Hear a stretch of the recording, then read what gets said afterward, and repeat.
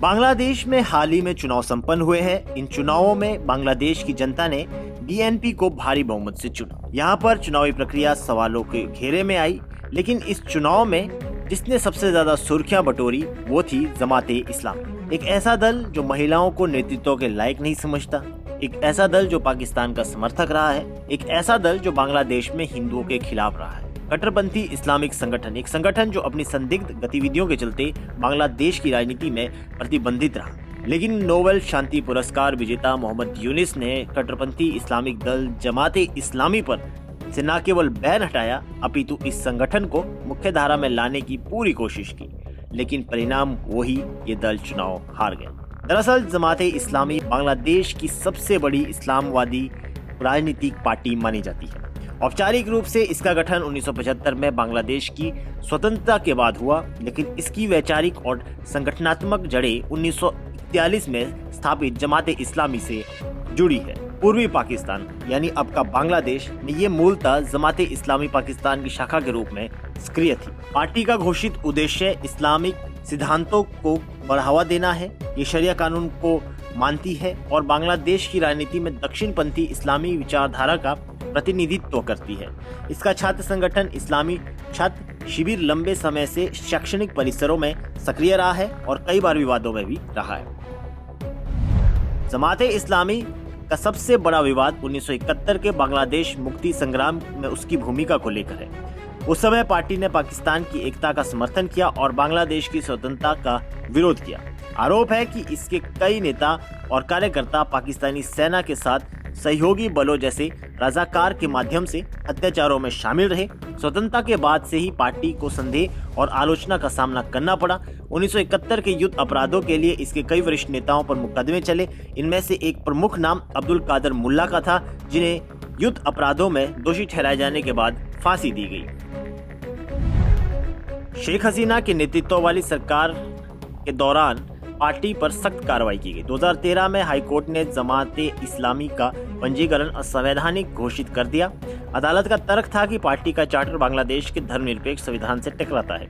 इसके बाद अगस्त 2024 में छात्र आंदोलनों के दौरान हिंसा में कथित संलिप्तता के आरोप में एंटी टेररिज्म कानून के तहत पार्टी पर पूर्ण प्रतिबंध लगा दिया गया। सरकार का आरोप था कि पार्टी और उसके छात्र संगठन ने दंगे भड़काए हैं और आतंकी गतिविधियों में भूमिका निभाई है। इस कदम को समर्थकों ने सुरक्षा और संवैधानिक मूल्यों की रक्षा बताया, जबकि आलोचकों ने इसे राजनीतिक दमन कहा। 2024 में शेख हसीना की सरकार गिरने के बाद राजनीतिक परिदृश्य बदल गया। अंतरिम सरकार, इसका नेतृत्व मोहम्मद यूनिस ने किया।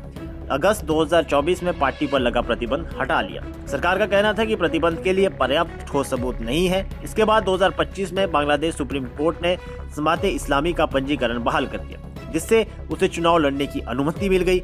इस फैसले को हसीना कालीन नीतियों को पलटने और राजनीतिक समावेशिता बढ़ाने की दिशा में कदम बताया गया। इस आम चुनाव में जमाते इस्लामी ने हिस्सा लिया।